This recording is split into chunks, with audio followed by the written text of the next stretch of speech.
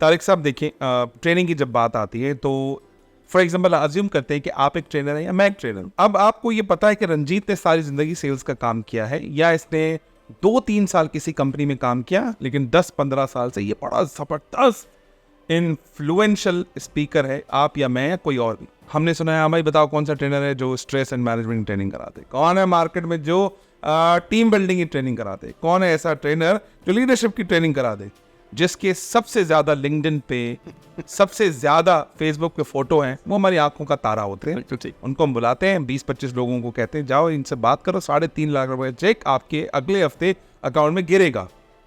ये कराएंगे ट्रेनिंग हमें, जिन्होंने कभी खुद इस टेबल पे बैठकर बॉस की गालियां नहीं सुनी, प्रेशर बर्दाश्त नहीं किया, रात को 12 बजे बैठकर इस टेबल पे वो प्रेशर बर्दाश्त नहीं किया जो शायद हम ट्रैवलिंग के दौरान, फैमिली से दूर रह के उस दौरान जो बर्दाश्त किया, वो सिखाएंगे, वो देंगे ट्रेनर। जिसने खुद आग में जलना नहीं सीखा, वो मुझे बताएगा कि मैं आग में कैसे चलूं। ऐसी ट्रेनिंग के बारे में क्या ख्याल आप? देखें, इसके बारे में मेरा ख्याल तो बहुत वाज़ेह है।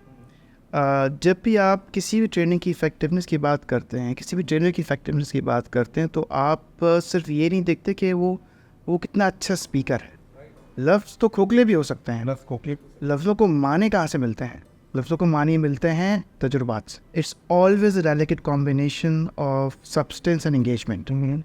अगर आपके पास दोनों में से एक उनसर भी कम है तो यू नॉट इफेक्टिव ट्रेनर। आप आएंगे सुबह 9 बजे, आप बहुत सारा हल्ला गुल्ला करेंगे, आप एंटरटेन करेंगे, आप मुझे हंसाएंगे, शाम को चले जाएंगे, दूसरे दिन सुबह मुझे याद भी नहीं होगा कि क्या हुआ था।